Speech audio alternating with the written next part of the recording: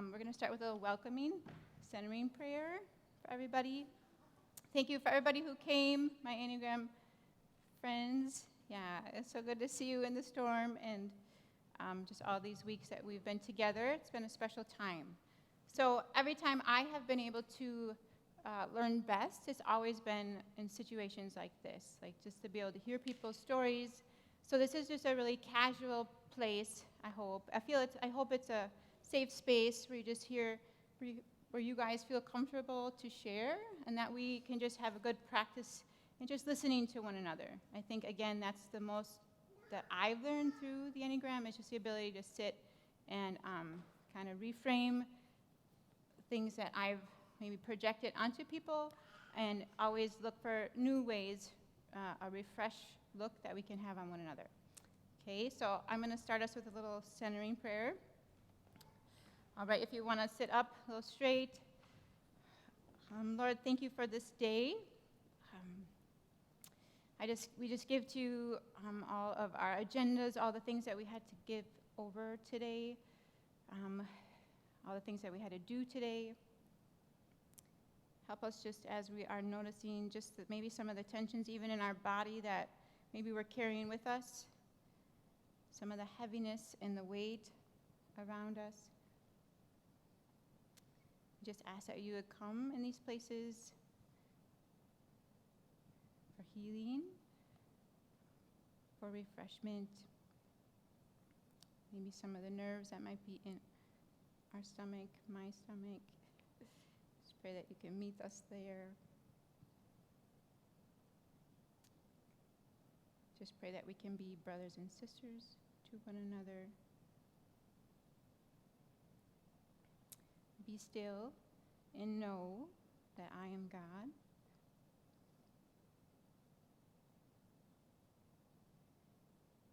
Be still and know.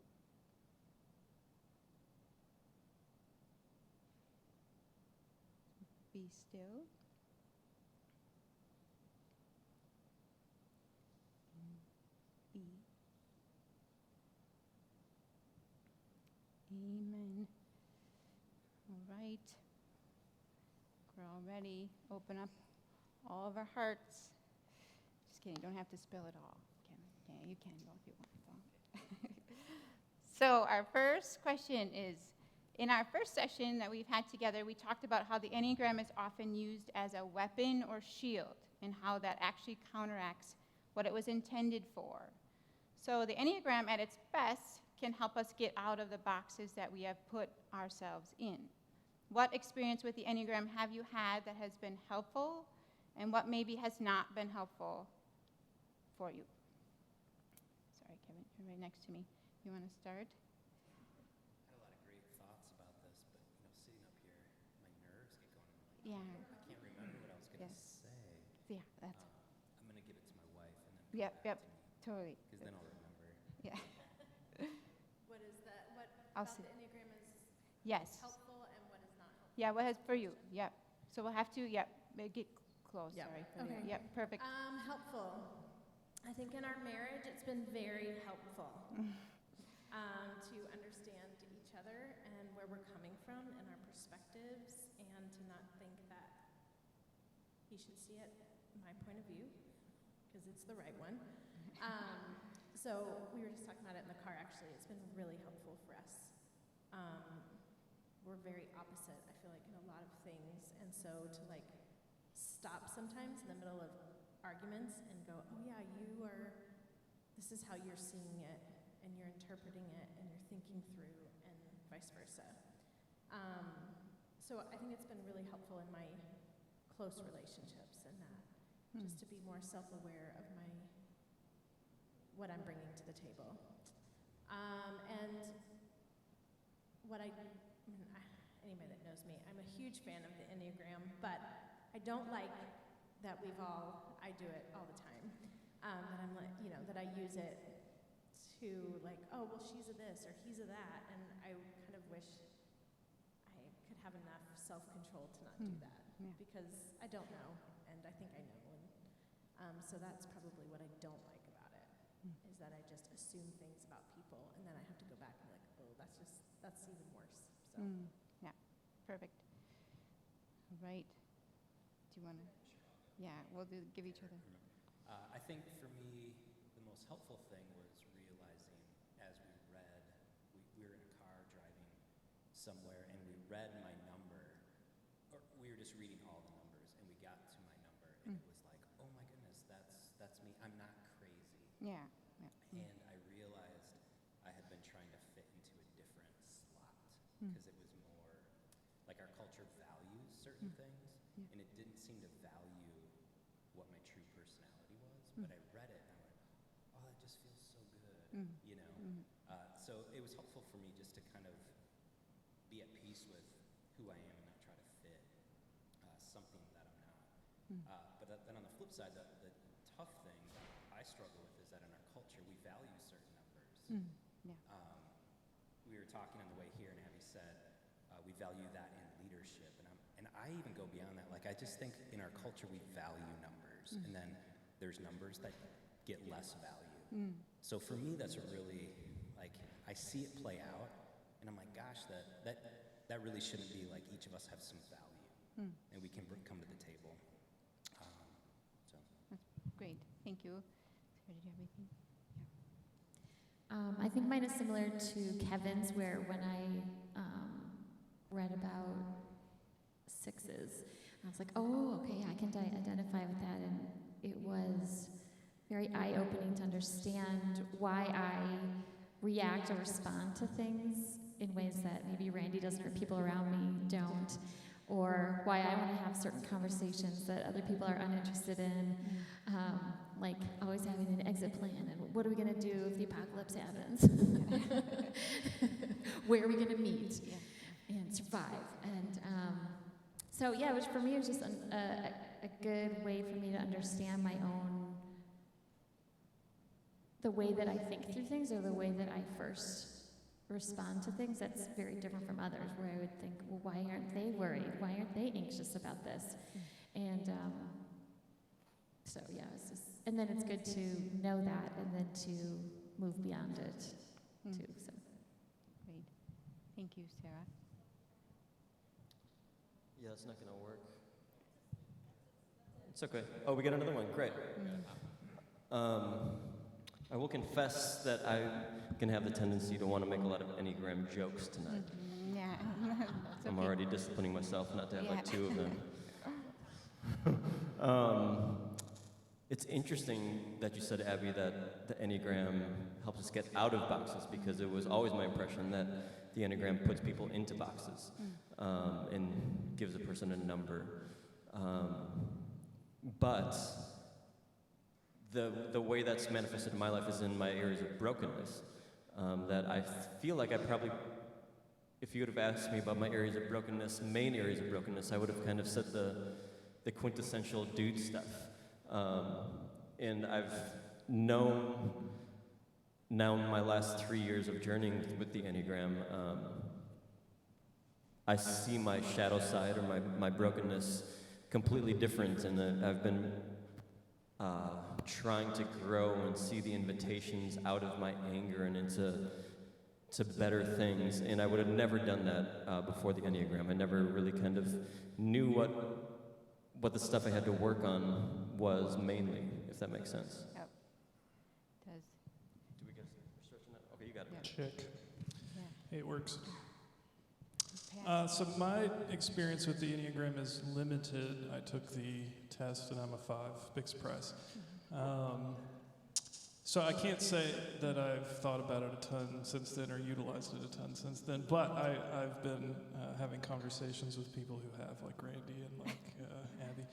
And I really admire the work it does in your lives, and I like being challenged by people who see things differently from me and find value in things that maybe I don't find value in. So it's been useful to me in that way. And I also really liked what Kevin said about there being certain qualities, I would call them character traits, maybe you would call them numbers, that society thinks are important, and I happen to have one of those.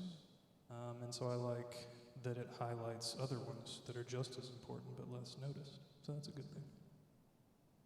Thank you. Hello, I'm Eric. I'm Abby's husband, for those of you who are listening and don't know who Eric is, and I start talking about her later. Yes.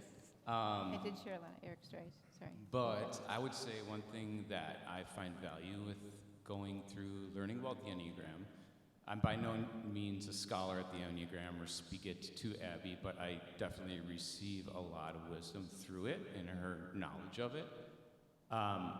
One thing that just came to me today was that by knowing other people's motives, struggles, good self, bad self, it allows me just to like them better and to like be used more as a peacemaker rather than an us and them thing. Just kind of like, oh yeah, oh okay, yeah. So that makes sense for that person. And even if I don't struggle with the same things or geek out about the same things, or if you value some things differently than I do, I can just be like, oh yeah, that guy, we can be harmonious together and love one another well. So yeah, peacemaking, I guess, is something that's come up in my life. Lizzie.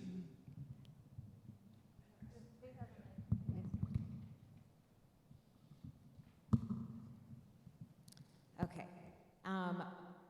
I don't know super much about the Enneagram either.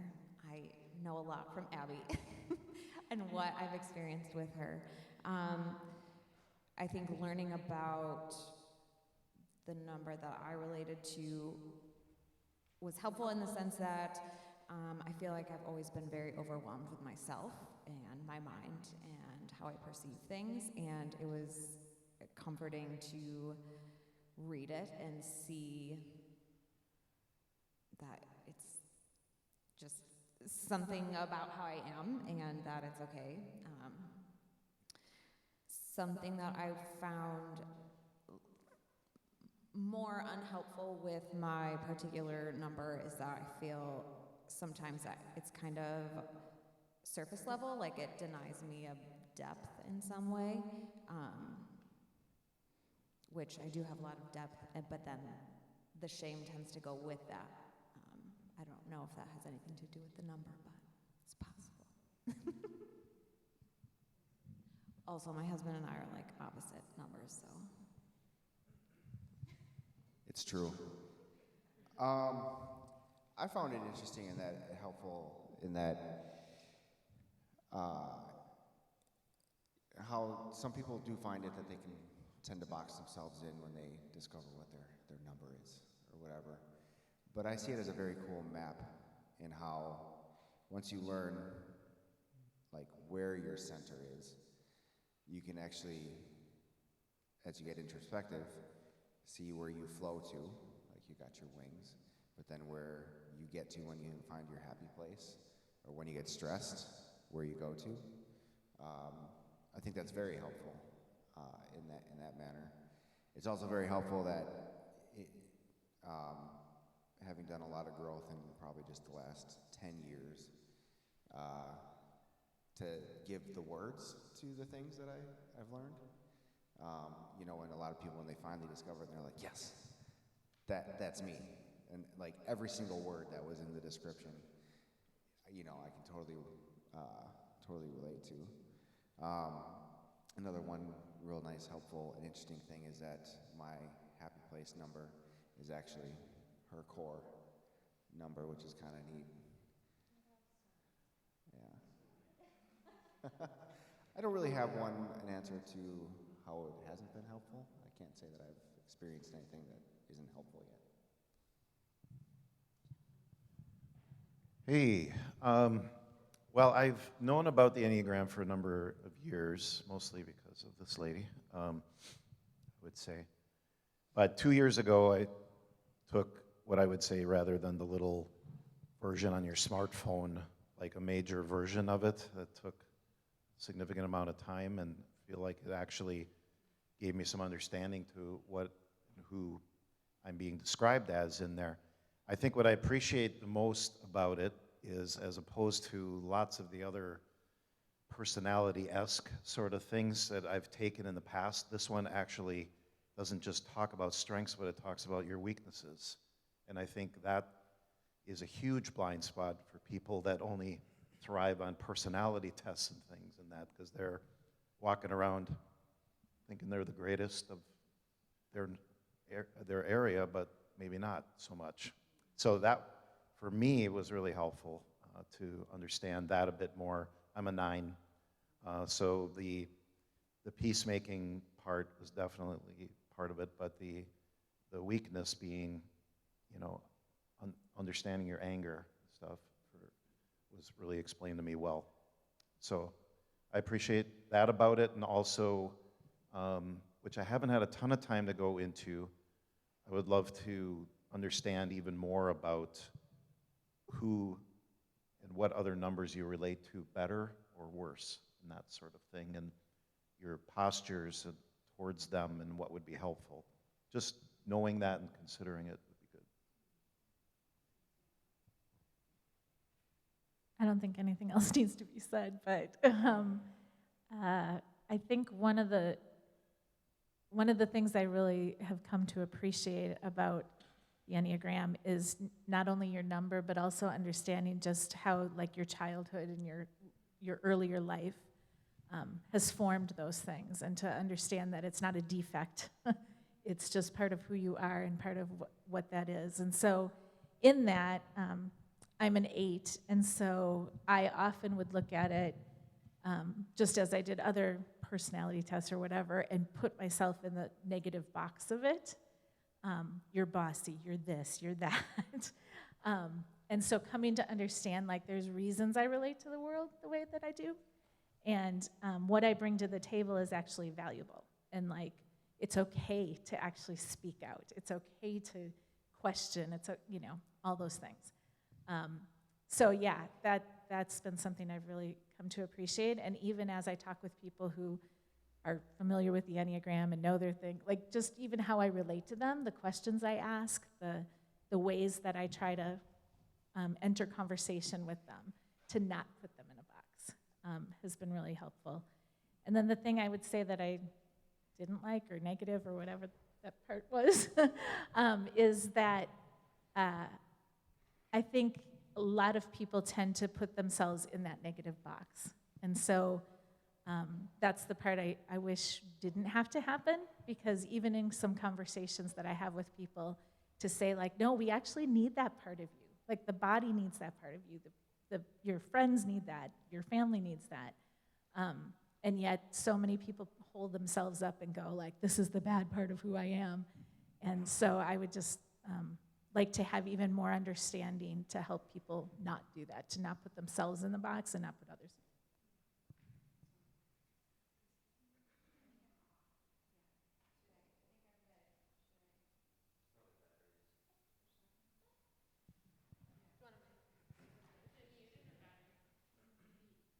Yeah, it just read, which I think is maybe the battery. It was all really beautiful, though. Thank you. I know my friends here have heard me spiel so many different stories, but for me, I have the hardest relationship the hardest relationship I have had in my life. The Enneagram gave me a complete compassion for this person, like something that I was unable to see or understand. It gave me a new view, and that was enough, because I had been looking for ways to love. I need to love this person, right? But it was a deep cry in my car, like, wow, I had no idea what this person. And so my discipline with it has been, I know what my biggest tension is in life, and so I definitely know what my biggest tension is in life. So whenever I feel like I just really misunderstand this person, I discipline myself. This is what I know my tension exists. Between this peace and action and this unity and individuality. And so when I can feel that, and I know, like, that is the same tension that exists in this person, and that has been the discipline. But like Abby said too, there's times when some people that I really want to know their motives in life, and I just can't seem to figure them out. I feel like God, in the end, is just like, you're just called to love this person. That intimacy of the garden, right? Like, whatever I have perceived about myself to be true and need to be true, and whatever I think this person is, in the end, I want to come to them in this intimate way, right? Where we are just meeting each other in a new way every time. So the Enneagram has given me some ways to do that, but it also still is a discipline because I can use it just to be the opposite as well. All right. Number 2, in our sessions, we talked a lot about the Enneagram virtues and passions, okay, and being a lover of God's virtues rather than a defender. So this is when, like, the ego tries to recreate this essence that you're wanting to defend. But we often end up suffering what we call the passions. So we don't have to use this language here because they're different of each number. But I'm going to read each number, and then you can reflect on your number's type. Okay, so my favorite descriptions are by Russ Hudson and Don Richard Rizzo, and each point on the Enneagram. And again, these are all points of humanity, right? And most teachers say that you have that dominant type, but not all teachers agree upon that either. And you are, of course, much more than this. But they often start with the body type, so we are going to start 8 strong here. We are 8 strong. This is the part of our humanity that is oriented towards what makes us strong and what makes us powerful. So where does the energy come from that makes us live powerfully? Such things are essential for them. These people are action-oriented and often get things done. They have a strong sense of themselves, and they often like things big and intense. The challenging part of this point is me letting myself be vulnerable or touched or trusting anyone and let them in. I have a big heart, but it is hard for me to always bring that out. Tough exterior, but this can make things hard for me and for those that love me. So just maybe a reflection, whatever comes to mind when, again, this is something that we can't understand in you, and maybe don't receive it if it's not true, too. Okay, so maybe we'll start with Shelley. Is that okay? So we can wait. Yeah. Okay. You want to start? Sure. Yeah. Perfect. Yeah. So I'm an 8. I didn't say that earlier, but it was interesting. My whole life, people would always say, "You're so strong. Wow, you're just so strong." Not necessarily like muscle strong, just emotionally and I remember. It's like one of the most irritating things. Like I hate it. Because I'm like, but you don't really know me. Like, you know what I'm bringing to the table. But I definitely it's almost like there's times where to be like this, I can get stuff done, I'm the strong one. Like, yes, I can show up in the midst of disaster and I'm not going to crumble. Like, I am in it. But that doesn't necessarily mean that, like, I'm not weeping in the back by myself so nobody can see in the midst of it. Like, there is a vulnerability piece to it. And I think, like, for me, one of the biggest, like, moments for me as I've kind of dove into the Enneagram is realizing the difference between vulnerability and authenticity, because, like, I would say that I am authentic all the time. What you see is what you get. And I always thought that I would think that that was me being vulnerable with people. That I'll tell you all the intense things about my life. Yeah.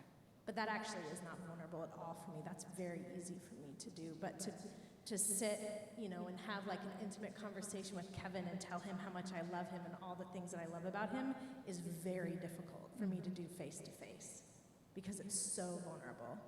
So I definitely feel like hearing that description, the strength part is the part that's like, okay, already, I know I'm strong. Yeah. But actually there's this whole soft side to me that is really, it's there. It's just hard to show it. Thanks.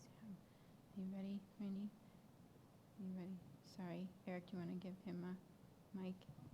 Or is it? Okay, yeah. Sorry, Randy. Yeah, I think there's things about that I identify a lot with and things that I don't. It's not hard for me to get vulnerable. I don't think so. I would, no. This is how the Enneagram test went. I would ask Sarah more than myself. Is this true? Yeah, okay. Yeah, I'll preach a sermon and cry and in 1 minute, and the next I'll be blasting people in my strength, so it's both and for me. I think the thing that I identify within that strength is I felt like I was always being misunderstood. Yeah. people would get hurt by me, and I thought for no good reason. Like in conversation, I would think I'm just being myself. I'm being Randy and this is who I am. And they're telling me that I'm hurting them with the way I'm talking. And I'm like, what's their problem? Like, I'm not, you don't like me?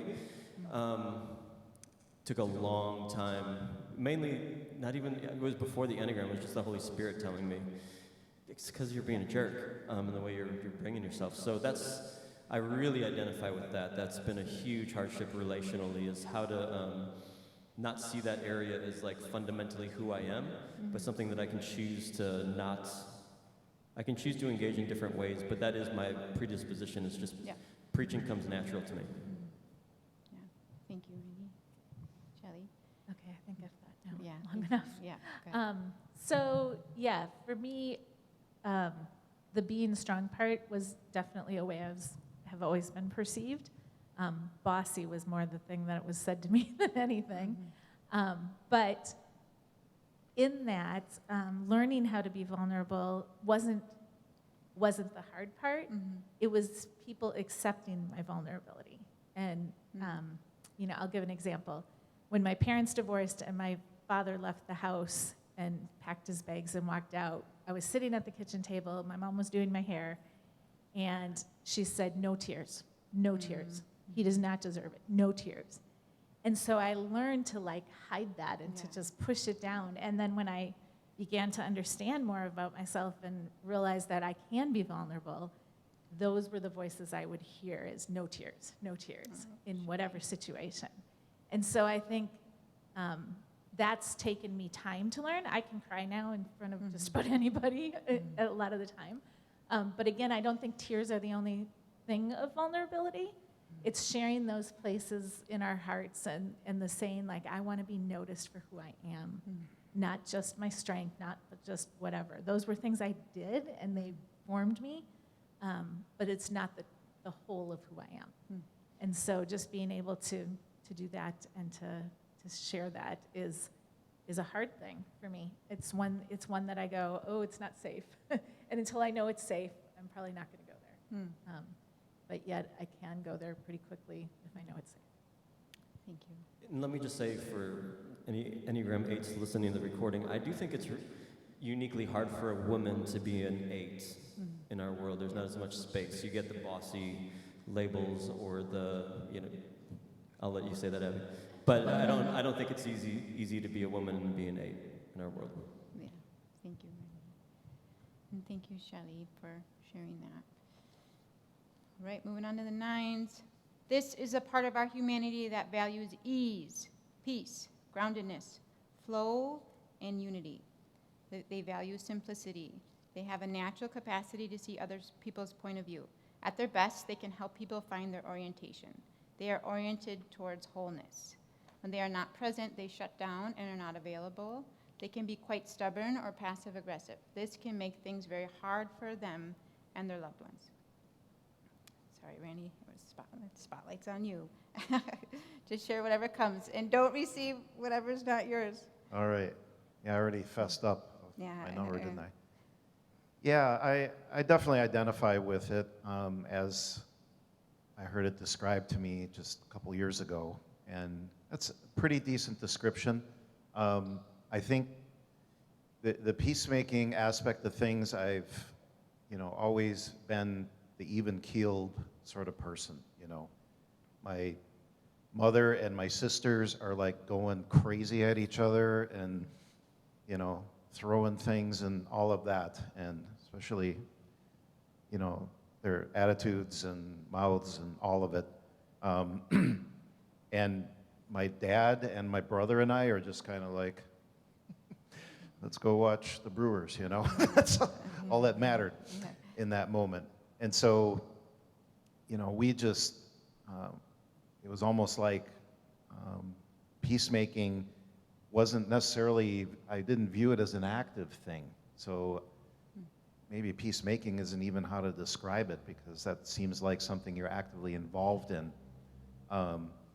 But trying to bring peace just by presence, maybe more than anything in that way. But the other side, which I alluded to when I spoke on the last question, the passive-aggressive thing, and that, I guess I hadn't thought of it that way, but it's definitely there. But the way it was explained to me, and I really kind of eye-opening, was this idea of not understanding my own times of getting angry.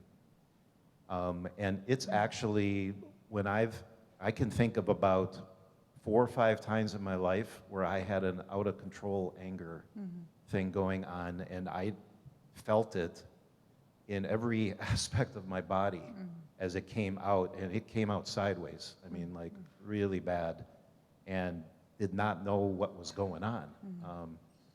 And was really a hard thing to understand in myself. And so that was a really eye-opening thing for me, to say that that has, you know, or is an aspect of how I'm wired and what that looks like. And so the other thing I'll say before I pass it on, since the 8s already went, I've been married to an 8 for 33 years and was told that I have an 8 wing, which to me is like, how can that be? But somehow it is. I can muster it up, and I think being married to Shelley as an 8 for all these years has brought that out of me. And so I don't just live in the 9 world when that's not helpful. And I will pick up the 8 microphone if necessary. Yeah. I like that. And that's the key phrase there I loved, was just when that's not helpful to, and then, yeah, we've talked a lot about the anger for the 9. So you usually suppress what you don't think matches, you know, whether it's strength, you suppress what doesn't, you feel it match strength, right? But when you can embrace that true strength is vulnerable, right? And true peace is active, right? You know, and so that's, then that anger, you can, and even angry, true peace is angry. Yeah, so the ability to allow yourself to have that anger is very, for a 9, or even, you know, just the ability to take some action can feel counter, you know, than what it is. But thanks, Randy, that was beautiful. Right, moving on to our 1. The one man who got back to me right away, our 1. Thank you. This is the part of us that cares a lot about integrity, honesty, being aligned with truth, and higher values. They have very high standards of themselves. They care about fairness and ethical conditions. They want things done correctly. The challenge for the 1 is when they become rigid towards themselves and the world. It can be very painful and cause themselves and their loved ones difficulty. All right, Bill. Yeah, so any reflection that maybe you feel from just reading that? Yeah, that is tough when it's actually very physically and emotionally exhausting when I have to come up against the realization that not everybody in the world is a 1, and that not everybody wants to keep to those same standards, those high expectations of themselves. In fact, a lot of the growth that I've had has been fairly recently, in part due to getting married and being married for the last 4 years, but also just at my work. In the position that I'm in, I've had to encounter a lot of different personalities, people with different stories, different backgrounds, and it was very much a learning experience to have to allow them to grow in their own way, to get to, you know, specifically speaking, like the correct way to do their job. They might not come about it the same way that I had, or as fast, and it's just helped. I guess it's helped me open my eyes to other people and the frustration of them not living up to my expectations a lot of the time. That's great, Bill. Thank you. So our 2 called and couldn't make it right recently, but I'm gonna read the 2. This is the part of us that cares about relatedness and is aware of heart connection. They are aware that none of us is alone, and we are here to take care of each other and address each other's needs. Their hearts go out to people, and they are thinking about the needs of others constantly. Love and kindness are huge values. Their power is in being sensitive to people and what is needed. So the challenge, though, is they deny their needs, which will disrupt their relationship, and it's hard for them to talk about what they need. They can tend to do things for people that their friends or their family do not want, which can make it hard for them and their family members. So I said this in the 2 description too, though, like the power of the 2. I was with a 2, someone was injured, she literally leapt over the river and like cared for this human being, where I was just like, just backed out. I didn't want to, I didn't even want the ability to screw that up. But no, like there is a force of nature. 2s are often called that. They're often nurses, which, but the ability for them, we cannot give what we haven't received. That's the tension of the 2. You cannot give what you haven't received, and it's hard for 2s to receive. So that's usually the gift. And if you have a 2, just to know that. Moving on to the 3s. This is the part of us that is oriented on how our sense of being functions. What is our good and sacred work? It is about the calling of our heart, about what we are to do and be, and giving a loving attention to whatever we are doing. Our work is a sense of love offering. They are the masters of effectiveness, but from a place of love when they are at their best. When they are not present or connected to God, they are task-driven, disconnected from their hearts, burned out, feel empty and exhausted physically and emotionally, which makes it hard for them and those they love. All right, my 3. Yeah, so a lot of that is very spot on.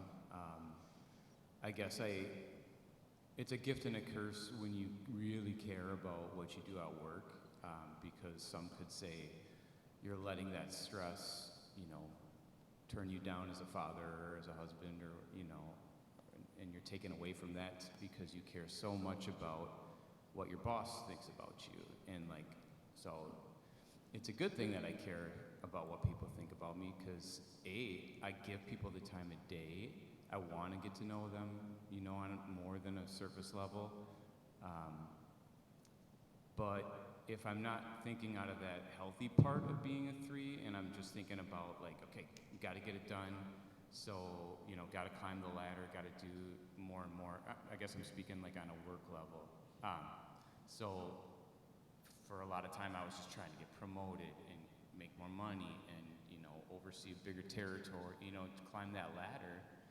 And when I realized that that's really not what this is all about when we look back at it, it wasn't until then that,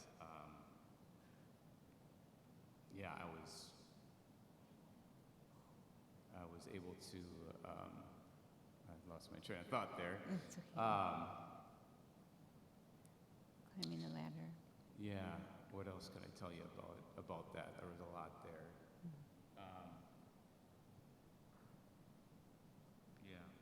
I don't know, spacing out.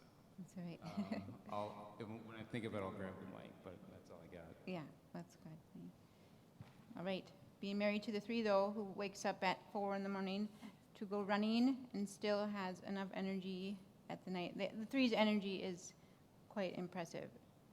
It doesn't get me out of bed, fortunately, at that time. Yeah, but their energy is intense. And I know what else it is too. I can get really defensive if I think that Abby is not thinking high of me. That triggers me so much that I'm I can get real combative, and it's an unhealthy way to worry about something instead of just shake it off.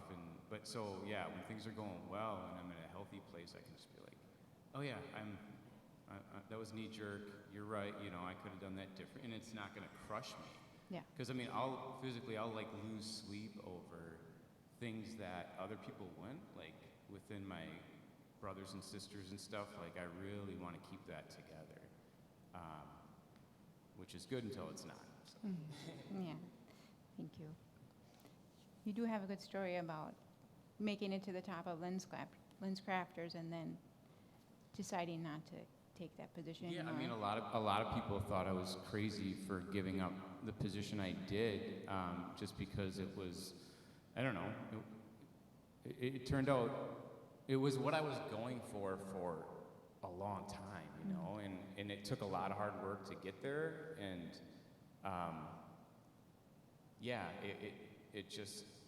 it wore me out, and I just, could see what was coming up that was more important. But yeah, so just there's ways then to push that obsession stuff to other things that are more healthy, because I have to have a challenge. Like at all times, there has to be something in the burner there going.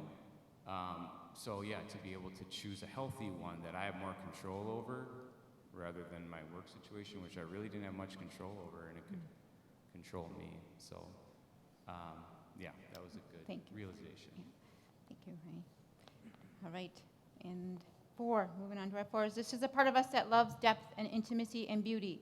They are looking for the richness in life and ourselves. They want to know who we really are and who we are going to be in this world. They try to create depth and intimacy and richness for themselves and others. They look into their own depth to share what they find as a way of offering to the world. However, when they are not present or feel connected to God, this turns into a sort of self-involvement. They can get caught up in an emotional quicksand and be moody. This can be quite challenging for those they love and for themselves. Moody is probably a good word for me. I kept thinking the whole time, I've been daydreaming up here because everybody's tone of voice puts me into this like other world. I thought, oh yeah, that's really 4 of me. Yeah. Sorry for that. That's very 4 of me to tell you that. Boy, I was daydreaming while you were talking. That's okay. Whatever comes. Yeah, it's whatever comes out. Now I forgot because I babbled. I do this every time where I say something that doesn't mean anything, and then I lose my train of thought. So do you feel that's true about you, that you love depth and intimacy and beauty? That's where I want to go. Thanks. Yeah. I want to, at first engagement, we in our marriage call it French kissing. I want a French kiss on the first date. I want to know, I don't want to know all the minutia about you. I just like cut to the chase, get as deep as possible. I want to go there. And I will get there somehow, and if I can't, I'm going to run away. Because I'm like, it's not really worth my time. And that's a really, like, I don't want that to be true. So it's then I need to work on, hey, we're gonna kind of work through this as you need to work through this. So other 4s, we might go super deep. And then I've learned and I'm learning to kind of feel out where the person is and be able to go to some of those depths. But I enjoy getting there quickly. Thank you. All right, 5. This is a part of us that wants to understand what the world is, what reality is, and what is really here. This is a part of us that wants to investigate what is really true on a deeper level through science, philosophy, or art. They want to look at a few specific things, a few things they want to mine to see what the deeper truth is. When they lose presence, this can become a type of obsessive quality. When they get lost in a sea of information and start to exclude, or they can get lost in a sea of information and start to exclude other people or their health or their embodiment. This can be challenging to themselves and those they love. Thank you, Kyle. So I'm the only 5 then, huh? Yeah, only Okay. 5. Yeah. Pretty much, man, that hits the nail on the head. The only part of this that doesn't accurately describe me is a few specific things. Okay, yeah. I'm obsessive about everything. Oh. And other philosophers I know are the same. Like, I'm an information processor, and it's simultaneously deeply pleasurable and satisfying, and overwhelmingly anxiety-ridden and I don't know, when you can't get to the bottom of it, especially if I can't get to the bottom of it by the time that I scheduled to get to the bottom of it so that I could move on to the next information processing task, it's difficult for me to handle that.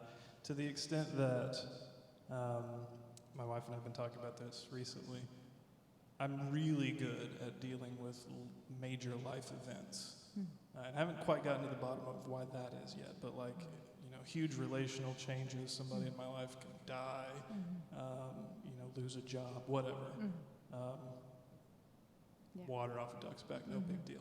But like if I started reading an article 30 minutes ago and I had scheduled to start this next thing in the next 30 minutes and I'm not done, that really bothers. And if I get interrupted by something more important, that gets under my skin big time. This definitely describes me. You'd have to ask my wife how challenging it is to be around someone like that. I don't know. Because I value knowledge and truth for its own sake. I think it's important, and I think I can sometimes look askance at these other numbers because I think they're not focusing enough on that. Yes. Yep. Right? I can look askance at the Enneagram itself or tools like that, because I think that someone who reads a number and thinks, oh, that's me, and I'm gonna process that for a while, but doesn't think to then ask, but is that true? Yeah. Yep. Is that justified? Do we have good reason to think that is describing me or telling me something factual about myself? And so literally when we were about to talk about the Enneagram, me and Randy, and so I thought, well, I have to know everything about this. Yeah. So I spent a weekend Yeah. learning everything about the Enneagram. Yeah. Hours and hours of time. Wrote a thing about it. Because I needed to get to the bottom of what I thought about this. I read your article. I was very impressed because I knew he probably just read 2 days, and this was 10 years for me, 2 days for you. And I was like, wow, like he covered most of what I learned in 10 years. Yep, and I knew you probably would, but part of me was like, oh, darn it. Sorry. Yeah, I interjected. Good on you for reading that, because it was not. It was long. It was long, and I had to. Yeah, a little confusing. Yeah. So I don't know if I have anything positive to say about the experience of being a 5. It's just, it's very positive. You ask the beautiful questions that are needed, and we need people that are critical of these things. Yep, it's really is the truth of it. All right, moving on to our 6. This is a part of us that is interested in how we participate in this world. How do we handle the problems that we face in this life?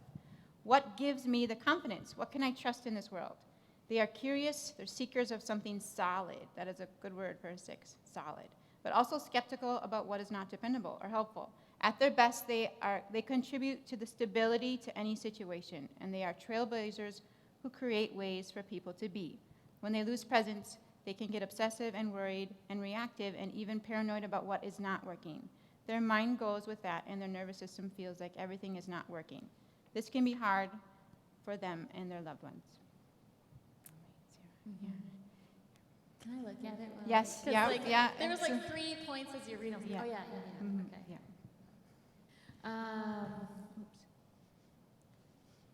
Yeah. So how do we participate in the world? How do we handle the problems? Just always wanting to be prepared. Yeah. Always carrying like Band-Aids in my purse, got the Neosporin or the oils or whatever. How do we, come into a situation and have it run smoothly or effectively? Yeah. Curious, seekers of something solid. Yes, that's definitely me. I'm curious. I like to pursue things. Hold on.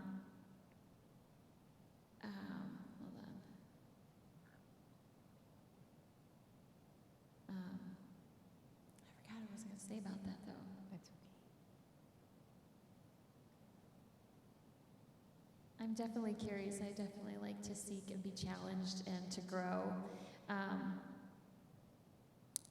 It's hard for me it is hard, like mystery, even though mystery is so beautiful and I embrace mystery, it's also difficult because I want more things to be solid. So I embrace mystery, but it's also a challenge for me. They contribute to the stability of any situation. Yep.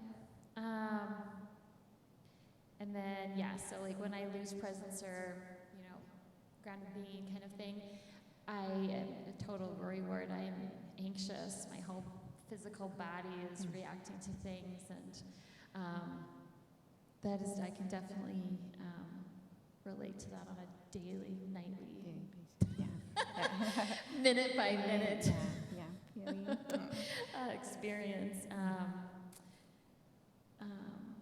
So, yeah, I can relate to a lot of these things. Yeah, thank you. Yeah. Oh, I'll take this. Yep, good, perfect. Yeah, and also 6s are humble and they don't say enough about themselves. So, Sarah, I could keep going on about you, but I won't. Yeah. So, dependable and loyal, they will be there for you. 7s, this is the part of us that is oriented towards experience, freedom, and positivity. On the deepest level, it is a celebration of joy of our existence. They have the gift of our being. Can I ask you what your daughter's name is? Oh, yeah. Jovi. Yeah, so and she told me what she was going to name her daughter. I'm like, perfect. That is perfect. They have the gift of bringing new ideas and possibilities and new horizons. Positivity and hope, the spark plugs of the Enneagram. They have a real will to explore and experience this world. When they are less present, there is a scatteredness and impatient with themselves. They want to explore many, many things. When this happens, there is a loss of depth to these experiences to get the fulfillment, so there can be a frustration, bitterness, or disappointment. This can make it difficult for them and the people that care about them. Yeah. Is Bill? Bill. Well, the description makes me laugh. Yeah.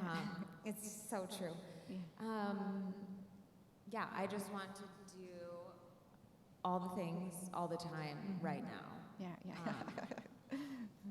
And then get very overwhelmed Yeah. immediately after. I want everything to be fun, like even if it's something so like today, changing pad. We have a changing pad for our baby, you know, those like ugly plasticky and then you can get a cool cover for them. Well, she pees every time you take her diaper off, so it no longer has a cover on it, and it makes me so I get very upset. Yeah. And Bill's just like, it's just practical. Yeah. But to me, it's like, I'm just like looking at this ugly plastic changing pad. Yeah. So that's like a really just That's real. small little thing, but it's also like on a grander scale. But so I think it's a good thing because I can find ways to see the world beautifully, and I can find I have a lot of ideas. I have a lot of explorations that I want to share. I think that the hard part is applying myself. Yeah. I would say, because I'm so excited. Yeah. Also, I think 7, I said this last week too, 7s are one of the best people with children. They're the ones that get less, less frustrated by the distractions of children because they know that children, they're not distractions, right? So Lizzie is by far one of the most, people that I know that understand children the best, and she works with children. When I am blessed that she knows our children. So I do want to say that. Thank you. To you, Lizzie. High honor. Thank you. Okay. All right, and also, I think, so I am a dominant 9. The hardest thing for me, though, with this, too, is also things that I used to feel that I was motivated by love, even with, and this gets deep here, even my dedication to Jesus. I did have to admit at some time that it was my need for peace rather than my love of Jesus. So that was probably the hardest thing, and I think each of us, that's where we all start. And then there is a deepening that's where God takes us. But that was the hardest thing for me to admit that, and even just as God was broadening my understanding of what unity actually means, it's just humbling. It's just more humbling and more humbling, and it was just like a broader definition, just asking God to define what I think peace is or unity is, right? And so not a shame or blame, but I thought I was doing that, and maybe I was, but there's another layer to that. So, and allowing God to expand that, if that makes sense. So it's just kind of one of my favorite teachers. He always says that I thought I was going to become a priest because I was going to be I thought I was serving the Lord. Turns out I just wanted to be a good boy. And then and that's what God uses, and that's how we grow, right? And there isn't shame in that, but just to admit, this is where I was at. All right. Question 3. The Enneagram talks about bringing awareness to presence to all 3 intelligence centers. So our body, our heart, and our mind. So not being controlled by the reactive body, but present to its breath and senses, and the confidence we can feel in it. Not being controlled by our emotions of our heart, but meeting our emotions with the fullness of heart. Not being controlled by the incessant thoughts of the mind, but let the spacious mystery and clarity of the mind guide you. How do you give yourself grace for this process? Or manage reactivity and make space for this for you and for those in your life? So I'll ask that question again. How do you give yourself grace for this process of just kind of aligning? When you do find yourself and your mind is racing and your heart is reactive and your body is needing, is reacting in a different way, how do you give yourself grace for this process? Or maybe even what practices have helped you to do that? Maybe that's a better question for that. And again, we don't all have to answer, but if anyone has, and you got some. Okay, good. Yeah. Sure, this is an easy one. All right, good, thank you. When I was in college, I was taught to think like there was a train, right? And there's emotions, and then there's thought, and all the choo-choo, the train, cars, things. Yeah.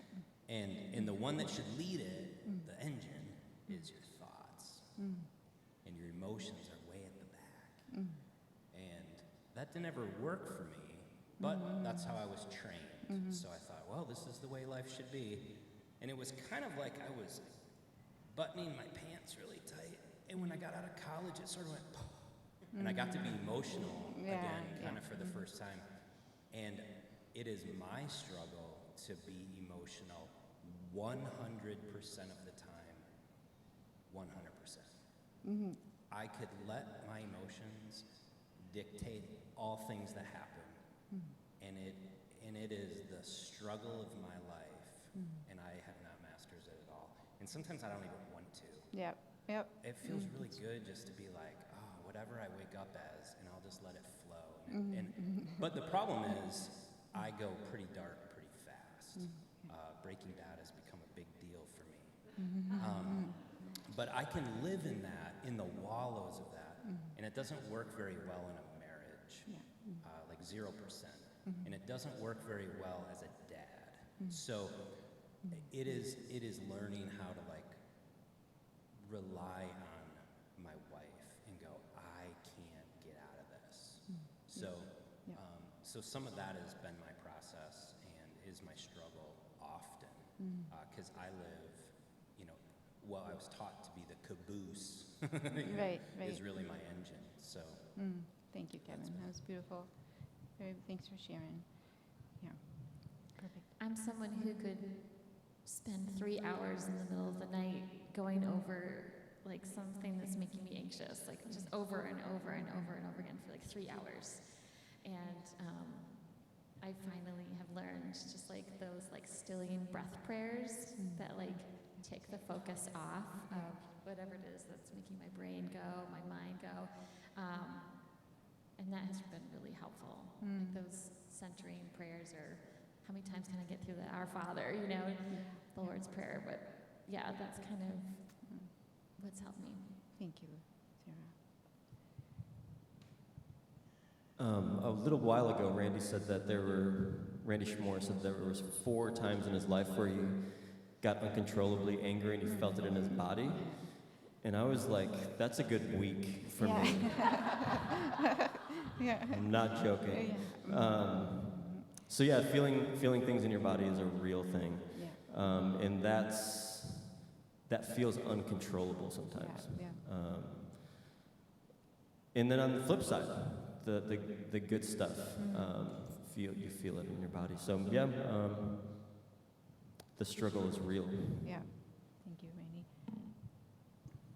Yeah, I remember even being a kid and my sister, living in chaos all the time. And I remember I was probably 11 or 12. And my sister was like, "You're not okay, what's wrong?" And I remember just saying, "I don't know, but my body just feels terrible." I couldn't put words to anything. I just know in the gut of me, it was like, ugh, this isn't right. I felt unease. I felt terrible. And it is such to learn how to, talked a lot about learning how to make decisions, not based on our emotions. I mean, it's good, but not always on our emotions, or not always on my gut. Like, I've made all my decisions based on my gut my whole adult life. And we, in the last few years, have really tried to lean into, let's just make a list and talk about the logical things. And, like, I feel good with it. Like, I feel super comfortable with it, and I can do it, but it's definitely a good practice for us. But it's been fun to do that because we can anchor into another part of maturity, I feel like, just making decisions not based on our emotion. Yeah. Thank you, Abby. Do you guys got anything Yeah, up there? one of the things that's really helped me is working with my spiritual director, who you all know. Mhm. But he has walked me through a lot of welcoming prayer and Mhm. realizing that I can welcome even the negative Yeah. feelings that I'm feeling, because I would tend to be a stuffer otherwise and just stuff it down, stuff it down, stuff it down. And at some point it was going to explode. But instead to go like, I'm angry, and I can actually welcome that, and I can learn from it, and I can push through it. And not even push through it, that's a wrong phrase, but I can let it teach me and inform me along the way. And so that's been something that was really kind of revolutionary for me, of like, wow, I can actually welcome God into my anger. Yeah. Instead of thinking that I have to have my anger solved to come to God. And so that's been a really helpful practice for me. Thank you, Shelly. Yeah, so it's kind of a miraculous thing as I think about it that I'm actually doing ministry work and do stuff in front of people, because I was not that person at all. Through high school and college age and all that, I was always wanting to be in the background and not up front and do that sort of thing at all. And you know, it doesn't mean that people like that had nothing to say. You're just so sanguine about it that you don't see yourself as having anything of importance, or it doesn't really matter, or life will go on with all these active, interesting people, which I'm not one of, you know? Yeah. And then I married an active, interesting person Yeah. who, Brought it out in you. she was the one that felt called to ministry before I did. And then it just kind of snowballed. So, yeah, I think people, nines like myself,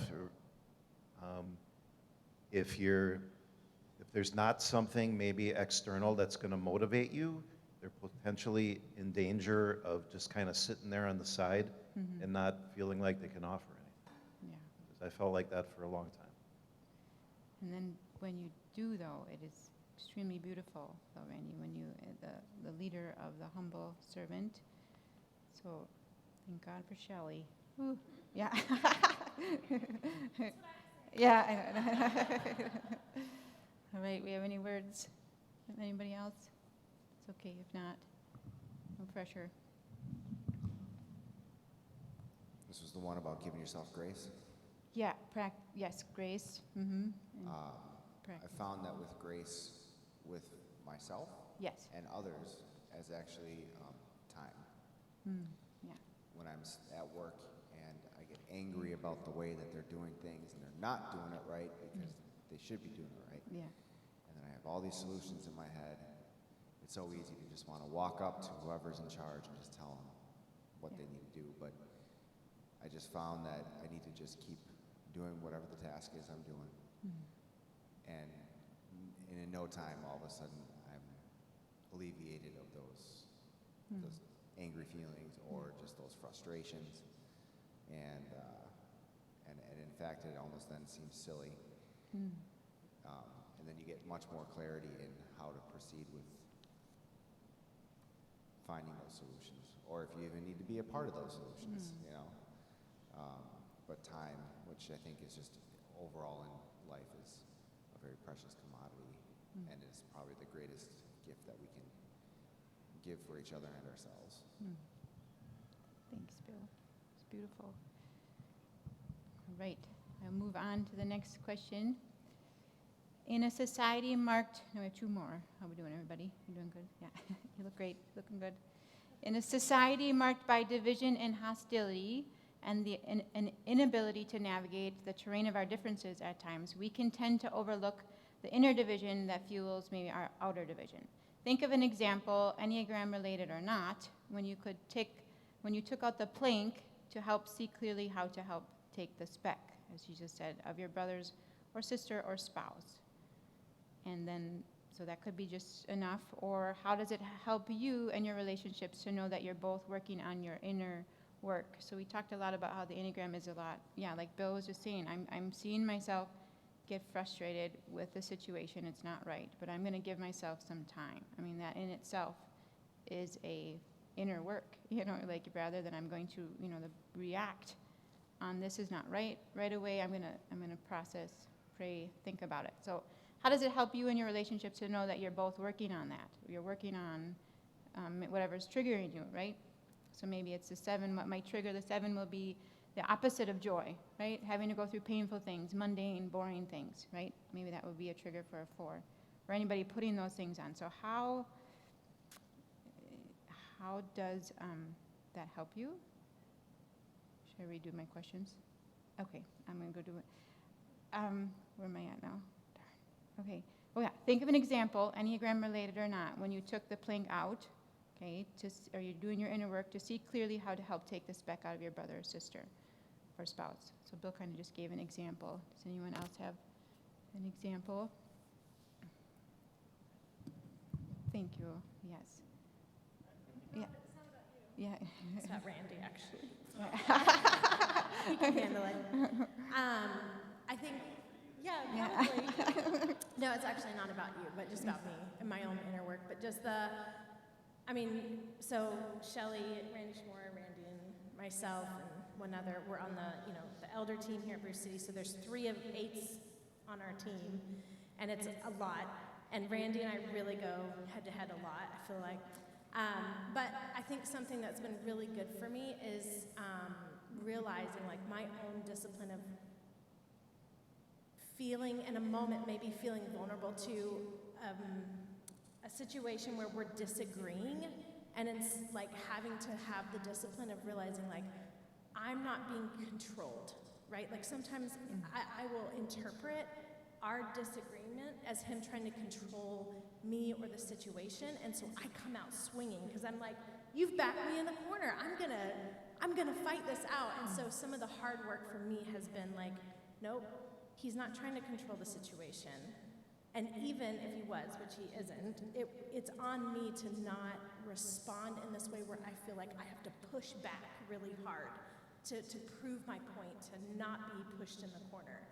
So, it happens with us too, but I feel like, especially in meetings where there's a little bit, right, in leadership, you feel a little exposed, and all of a sudden you're like, okay, I'm giving this thought or this whatever.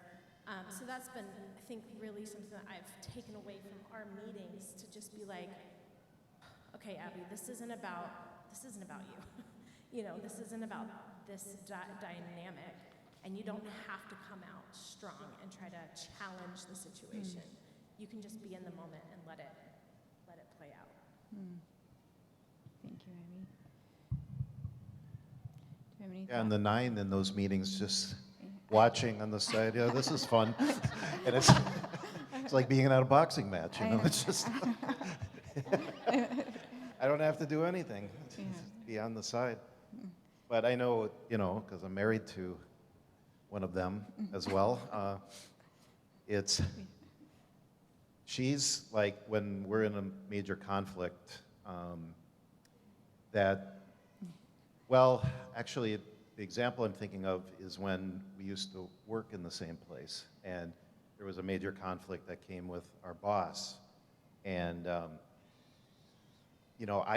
got no words. I don't know what I gotta process what's going on. I don't have stuff in that moment, and sometimes not even for a few days.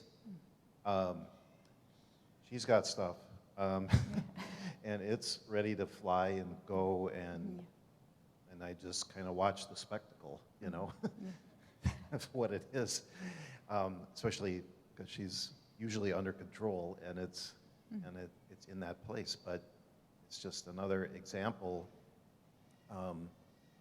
And what I can do in that moment, that's where I was going with this, is feel critical of all the things that are coming natural to her in that moment, because they just feel really wild to me, you know. The language, the everything, whatever is going on in that moment, and I'm just like, calm down, you know. Yeah. And so, but me just doing that, I'm not really solving anything either. I'm just trying to manage the situation, peacemake the situation, but I'm not really doing anything about it. So I think for me, that's the plank and the spec sort of thing. I can be pretty critical about what I'm seeing as this major plank going on out there. And but there's something going on inside me that's not helpful in the situation either. Yeah, and I know when I'm under a situation like that, that needs to happen, I want to appease it right away, and that's not what needs to happen. Yep, and that only makes it more fiery because they're like realizing that no, you. Yeah, so that is So the more that I work on my need for peace, right, harmony, the more that I can allow the imbalance, the chaotic times that need to happen, right? So that's good though, Randy, that you can recognize that. I got one. All right. Too. That way. For me, I guess the plank in my eye as a 3 is that I got to stop worrying about, over-worrying about what you think of me. So, like, if we're having a fight, or it shouldn't be a fight, but I come out swinging, as Abby said, because I'm interpreting her, let's just say, Eric, you should have got home from a run a half hour ago. I all of a sudden think she's saying that I'm a bad dad, or I'm a bad husband, and like I gotta defend that to the bone, and I, push back. Where it's like, no, I need to be secure enough in myself to know, no, I'm enough. Like I don't have to keep reproving myself to you, or think that what you think of me is that fickle, that it's on and off, which is irrational. Yeah. But that's I guess my gut level is like, attacked. So my plank is, getting over my own insecurity is how it comes out. Thank you. Does anyone else have any thoughts on that? Right. Thanks. Mine's about Randy too. Yeah. So I guess as the resident 5, I find it sometimes difficult to remember that everyone doesn't need to get to the bottom of the thing at the same rate that I do. And that it probably doesn't take up as much of their thought space, and it's probably not as high on their priority list as it is mine.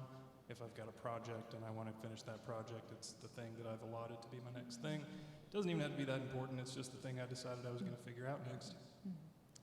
And somebody is standing in my way of figuring it out. Most of the removing the plank for me is not sending that text or not saying the thing that I thought and that I would want someone to say to me. So that's the thing. Like, I'm in a text thread that I've been in for years with a couple other friends, and we're all information processors. We'd probably all be 5s, I assume. And we expect each other to respond in the way that we would respond naturally, in the sense of, if I say something dumb, I want you to tell me that it was dumb and why, and I want you to do it promptly. And we get into like heated arguments, but we love it. That's only very occasionally has it gone a little too far. And so we have a very, very high threshold for that. It's just how I naturally encounter the world. And not everyone does. So when you're married to someone or working with someone who might be prone to receive that as a challenge or as something condescending, right? Condescension is always just around the corner, I think, for a 5. So that's difficult for me. It's been a constant struggle, especially through graduate school, to figure out how much of myself to hold back and how much to unleash. Because if I knew when I was a kid, like literally 5, 6, 7 years old, that if I just let it go, I was too much. People couldn't handle it. My parents couldn't handle it. My friends couldn't handle it. Too much. So you have to learn to rein that in, and then graduate school, you're expected to unleash it. Yeah. Sometimes viciously, right? Yeah. And now I'm trying to find the Yeah. balance again. Yeah. So, yeah. Oh, it's beautiful, Kyle. Thank you. I think the biggest area of work for me is with my kids, or what I've seen, I've passed on to them, I'm most upset about. So that has been by far the biggest. So my inability to, if it is the unity or peace when they're fighting, which is a lot, right? Like, I just want it to stop now, right? And so am I giving them tools? Am I even letting them fight it out sometimes? No, so that means I need to be in a solid place in order for for me to teach them, to be patient with their disagreements, even just how different they are. So that has been by far, and the ability to just reach deeper into God, and who I am in God. Because I think that, to me, that's the definition of the original sin. You will pass it on to your children, right? And the ability to sit with that grace and that forgiveness, because otherwise, it's too hard otherwise. So for me, that's been the biggest thing. And how I pair up with Eric, too, the more that I engage in rather than just check out and peacemake, if Eric gets the attention that he needs to be the efficient one, the effective one, but he's the one that's supposed to not work on that as much, right? We even had a little disagreement about the garden 2 days ago. He's like, so how much broccoli are we going to get out of that? He's thinking and I'm like, this is my therapy. Well, how dare you talk about it like that? Like, I'm not counting broccoli heads, and so, but the ability for me to see that maybe it's true. Maybe I could there's both. We're probably both right, where it can be therapeutic, but I probably could think about yield at some point, and so, and so then he wouldn't feel the need to be that, right? So rather than, that's been our mantra in our marriage, rather than balance each other, right, to kind of grow in fullness of, right? Otherwise, vice versa, then I feel I need to be more of the peacemaker if he's more of the doer, right? And so it's beautifully spiritually and on paper, right? Yeah, but it is beautiful. All right. Grace, just so you know, this is about to die. Okay, we got one more question here because it's doing good. What does it look like for you to love someone for who they really are and where they are, but also encourage them to grow into a deeper awareness and fullness of who they are in Christ? Yes, yep, I know, totally, yeah, and it's, yeah, yeah. What does it look like for you to love someone for who they are and where they are, but also encourage them to grow into a deeper awareness and fullness of who they are in Christ?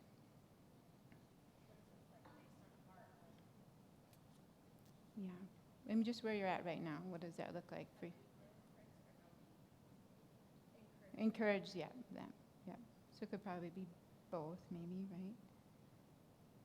I would say, if you're married to somebody opposite of you, and I think a lot of us up here are, that's where you invite them into what you're good at. Like, let's just sit here with the kids and just, slow down, put everything down, or where, yeah, so it's just, I don't know, or coming around and talking to people like we are tonight and just, understanding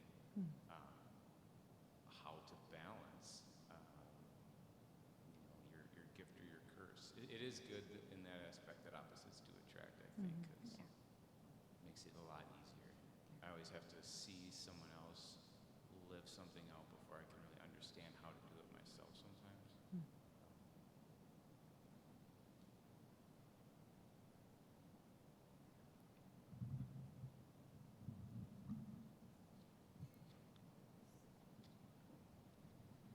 I would say, from my experience of it, would be, I'm just going to use an example from our relationship. I think this is how Bill loves me for who I am, is that we start to, as someone starts to know you and know how you are and how you operate, then when you kind of lose your grounding, they can reflect back in a way that you understand. I think that's been really helpful for me. It's like, because I have a way that I orient myself and things that I say, and then when I lose my footing, Bill will say something like really like wisdomy and profound that was actually like from me, but I'm like, oh yes. But it's so kind that he has taken the time to remember that, and that is something that will help. Yeah. So I guess just like knowing someone, how they operate, and being able to reflect that back to them so they feel loved. Thank you. I think too, this is where that S word that we often avoid at all costs, submission to one another and a mutual submission to one another, is really important, of just allowing, like Randy said lots of times here tonight, I'm married to an 8. Well, I too am married and to a 9. Yeah. And there's times where even within that I can be like, you need to react to the situation with the same intensity I am, instead of submitting to his peace and calming. And I've had to learn that. It's a give and take thing. There's times where my intensity is good and it speaks to the matter at hand. And there's other times it's not helpful. And so can I submit then in those moments to let his personality and who he is as a person speak louder, so to speak. So that mutual submission back and forth to each other is a real ebb and flow, I think, in that. Thank you. Got some? Yeah.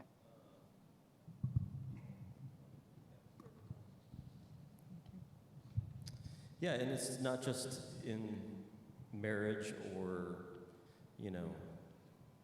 significant other relationships. I think where the Enneagram really helps us.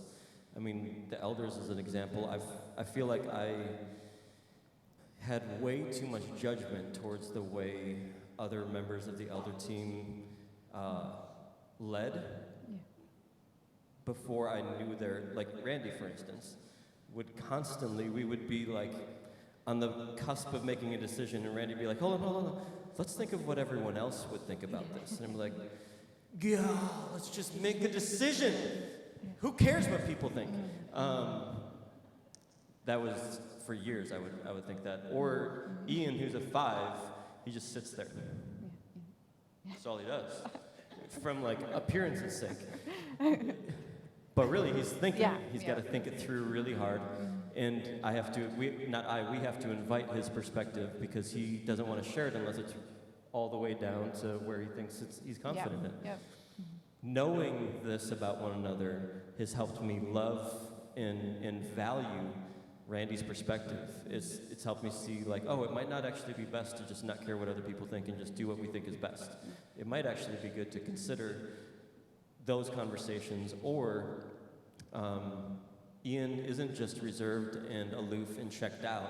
He's just really thinking through this thing that I just operate from my gut, like Abby was saying. So I think whether it's on teams at work or whether it's family relationships, whatever it is, I think the Enneagram is super helpful in helping to understand one another, to appreciate one another, and to defer to one another in areas where we know that we have this different reaction or reflex.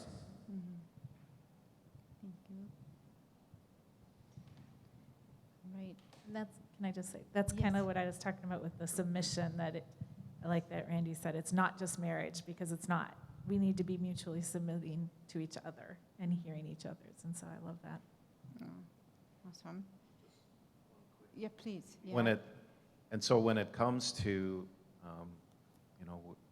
one of the main things we're told by Jesus, first of all, was to love one another. I think going to ways like this, as difficult as they can be, is a measure of loving each other. And it's friendships here in this body and home churches, whatever. Yeah. That's what it's about. Yeah, it is. And I think too, what I found in just loving each other where they are, and then there's like a growth. So maybe in whatever relationship, whether it's like a friend from high school that you're growing, or a marriage, there are seasons where that you are letting go of, right? And I think there's that quote where, I hope that you're married at least 4 times, but hopefully to the same person, so there's this, and there is, just like any season, there's a dying of that where you let go of that, and there is a sadness to that, right? And there's also making room for the new. So I think just knowing that there's a wholeness about this person and a mystery that is unknown, right? And that we're hoping like a safe place for that person as we're growing, and just even sharing these parts of us that aren't what we would share maybe publicly, right? That's the Enneagram 2, where we give our public self, and then there's this part of us that maybe we leave in the shadow, but it's about knowing that it's forgiven, that it's whole, it's part of you, right? So it's like the new wineskin. And I think there's a big difference between like appeasing one another versus loving one another, right?